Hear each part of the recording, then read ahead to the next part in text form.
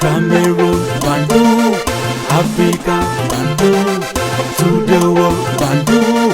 On a appris que l'opération coordonnée menée par les djihadistes contre le Mali, et qui, moi, m'a rappelé une autre opération en 2002, celle des rebelles qui avaient attaqué la Côte d'Ivoire avec plusieurs foyers en même temps, eh bien, cette opération, elle a été coordonnée par des supplétifs ukrainiens francophones qui ont aidé ces gens-là avec l'assentiment d'Imal Bruno. Et je pense que c'est une bonne source des services secrets français.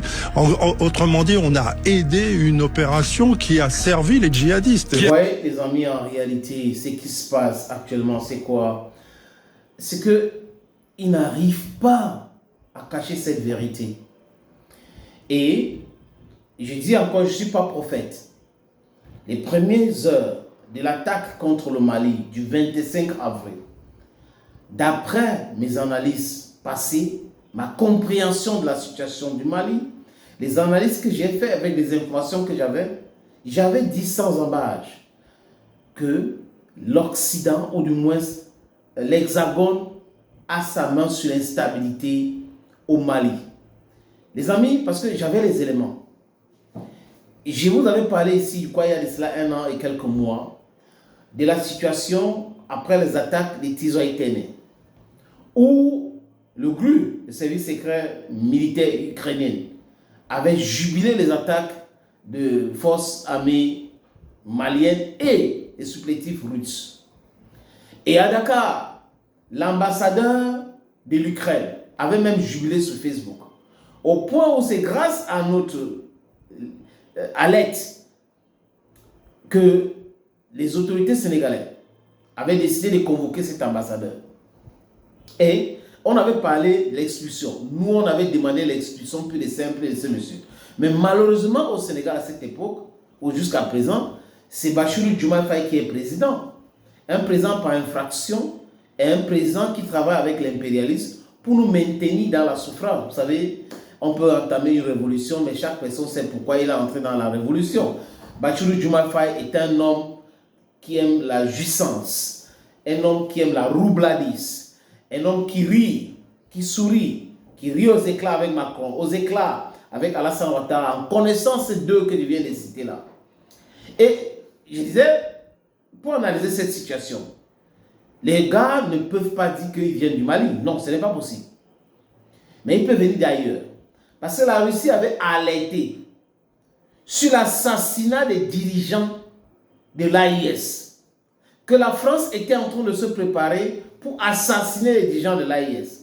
Il y a eu des reportages ici, il y a eu des podcasts ici, il y a eu des analyses ici, des commentaires. Et quand on regarde bien la géographie du Mali, le Mali est entouré de combien de pays, ou le Mali partage ses frontières avec combien de pays? Et quels sont les pays hostiles au Mali? Ça saute à l'œil. La Côte d'Ivoire. Et qui gère la Côte d'Ivoire? C'est Alassane Dramane Ouattara. Alassane Dramane Ouattara est un sous-préfet de la France. Il n'est même pas sous-préfet, parce que sous-préfet, ça veut dire qu'on lui donne trop d'importance. Il est le sous-sous-sous-préfet de la France, donc un coussier de la France qui gère la Côte d'Ivoire. Et aux yeux de la France, la Côte d'Ivoire est une province, une district française en Afrique. Et là, le Sénégal, Bassirou Diomaye Faye a rencontré autant de fois Emmanuel Macron. La question était, pourquoi faire? Quel était le but? On vient de comprendre que c'était pour acheminer les traits militaires, pour créer la confusion au sein de l'armée malienne et assassiner tellement de dirigeants pour faire chuter Assimi Goïta. Et là, la France devait entrer là-dedans, essayer de déstabiliser les autres deux pays, dont le Niger et le Burkina Faso. Et quand on regarde de l'autre côté, on voit la Mauritanie. La Mauritanie qui est a safe haven to terrorists, to rebels. La Mauritanie joue ce rôle-là. L'Algérie ne se cache pas. Les chefs terreau, Imam Diko, etc., Agadi, sont où, les amis? En Algérie. Sont protégés par l'Algérie. Voilà la réalité de ce qui se passe. Et dit, c'est le bon sens. Et dit, c'est demander aussi à l'Algérie d'échanger. Parce que nous voulons notre continent, avec les pays du continent qui collaborent avec les uns et les autres.